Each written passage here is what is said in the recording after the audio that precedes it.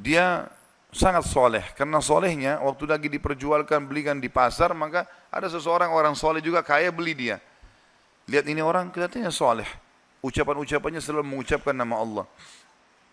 Diajak ke rumahnya orang soleh ini, orang kaya lalu dikatakan, pilihlah tempat yang kau mau. Ada banyak budak-budaknya yang pekerja, pilih yang kamu mau. Dia tunjuk tempat yang paling pojok dan sudah agak rusak. Dia bilang ini saja. Kata tuannya, kenapa kau pilih tempat ini? Dia bilang karena tempat ini akan menjadi indah kalau digunakan berhubungan dengan sang raja, Allah subhanahu wa ta'ala. Kata tuannya, baiklah terserah, diperbaiki sama dia, kemudian dia mulai ibadah. Tuannya satu malam merasa gelisah, dia tidak bisa bergerak, ya, tidur maksudnya. Maka dia bilang, saya keluar, saya kontrol rumah, saya lewat di rumahnya atau di ruangannya budak gitu. Saya lihat atap rumahnya seperti terbuka dan ada cahaya yang masuk ke dalam. Malam hari zaman dulu tidak ada penerangan lampu kayak kita. Maka dia bilang, saya intip di celah-celah dinding ruangan tersebut, saya temukan orang itu sedang sujud kepada Allah dan cahaya sedang turun di atas kepalanya. Maka saya dengarkan doanya dari malam sampai pagi. Dan selalu dia ucapkan setiap dia minta hajat, lalu dia mengatakan, ya Allah, penutupan doanya, sesungguhnya kalau bukan karena haknya Tuanku sekarang ini, yang aku harus berikan, maka aku akan habiskan seluruh umurku ibadah kepadamu. Maka ini orang sampai menjelang subuh baru dia tinggalkan. Setelah didengarkan doa-doa yang indah dari budak ini, kemudian dia pulang ke rumah, ke kamar tidurnya. Istrinya tanya, kemana saja? Dia bilang ceritanya seperti ini. Istrinya awalnya tidak percaya. Dia bilang, baik, besok malam kita sama-sama ke sana. Besok malam diajak istrinya, dilihat terjadi hal yang sama. Cahaya yang terang, orangnya lagi sujud, dia ucapkan kalimat-kalimat doa yang mulia sama. Akhirnya mereka sepakat suami istri, kita bebasin aja budak ini. Ketuk pintunya menjelang subuh, kami sudah dengarkan doamu semalam, kami bebaskan kamu. Maka dia tiba-tiba mengangkat kepalanya ke langit mengatakan, ya Allah, kalau seandainya setelah ibadahku yang aku kerjakan kepadamu ini mengganggu hubunganku denganmu, matikanlah aku. Tiba-tiba meninggal orang itu. Tiba-tiba meninggal.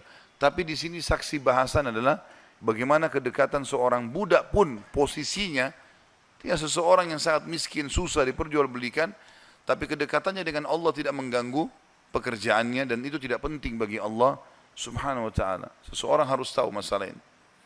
Kisah yang lain disebutkan, ada seseorang miskin, punya anak sekian, beberapa orang. Ini kisah-kisah salafus saleh dulu. Dia pas mau makan sama istri sama anak-anaknya, ada 4-5 orang anak, mau makan sama-sama, dan cuma ada sedikit makanan, tiba-tiba ada yang ketuk pintu, orang miskin. Dia bilang begitu, mau dihidangkan makan, mau makan, ada yang ketuk pintu. Saya suruh istri saya buka, dibuka pintu, ternyata ada orang miskin yang minta. Mereka miskin, ada orang miskin lagi minta. Kami sudah sekian hari nggak makan, berikanlah makanan. Istrinya tanya dia, kasih makanan. Dikasih makanan semuanya, karena kalau dibagi dua juga nggak cukup. Orang itu juga punya anak banyak. Dia sama istrinya orang mukmin. Perjalanan waktu beberapa saat setelahnya, kalau kita mungkin berapa jam, kelaparan semuanya. Anak-anak lapar, dia lapar, istrinya lapar. Tengah malam nih. Ya, kalau kita sekarang di awal malam, jam 12 malam gitu. Istrinya bilang, bagaimana? Anak-anak menangis semua kelaparan. Kita juga kelaparan semua. Dia bilang, baiklah, saya akan keluar, saya akan cari rezeki Allah. Nanti Allah akan kasih nanti. Dia bilang, orang ini cerita, dia bilang, saya keluar dari rumah, saya pergi ke masjid dekat rumah. Kemudian saya sholat malam. Sambil berdoa kepada Allah. Dan kalimatnya, saking manjanya sama Allah mengatakan, ya Allah, sesungguhnya engkau tahu, kalau saya dan istri saya dan anak-anak saya kelaparan malam ini. Jadi bahasanya semua dirincikan, minta kepada Allah pada hal-hal yang kecil pun, minta makanan kepada Allah. Saya malam ini lapar ya Allah, berikanlah makanan. Gitu kan? Dikatakan dalam kisah ini, ada seorang amir bisa kita katakan raja atau gubernur wilayah itu, sudah seminggu gelisah, mau bertobat kepada Allah. Sudah seminggu gelisah mau bertobat kepada Allah. Maka dia pun gelisah. Amir ini malam itu dia nggak bisa tidur.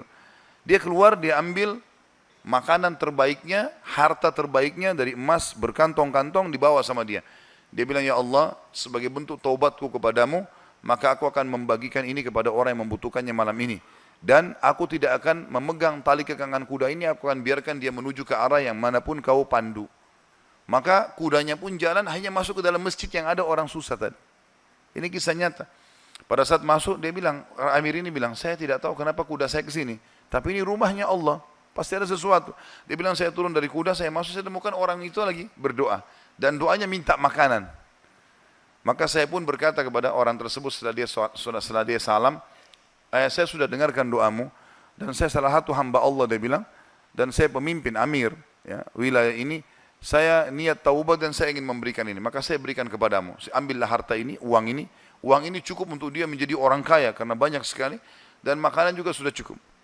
Dan dia bilang, amir ini bilang, pemimpin ini bilang, kalau seandainya kau butuh apa-apa datang ke istana saya saja.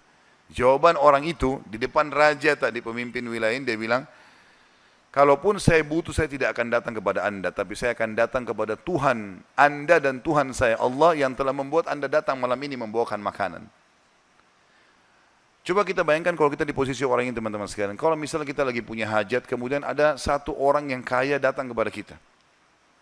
Kemudian dia menawarkan kepada kita solusi, misalnya kita terlilit utang, atau misalnya kita mau bayar rumah sakit, atau apa saja. Lalu datang orang mengatakan, baiklah saya akan bayarkan. Mungkin pikiran kita pendek sampai di situ. Kita akan mengatakan, baiklah. Apalagi dia bilang, pokoknya butuh apa saja datang ke saya. Ini nomor telepon saya. Saya yakin kita akan lupakan Allah itu. Kita akan ke orang itu.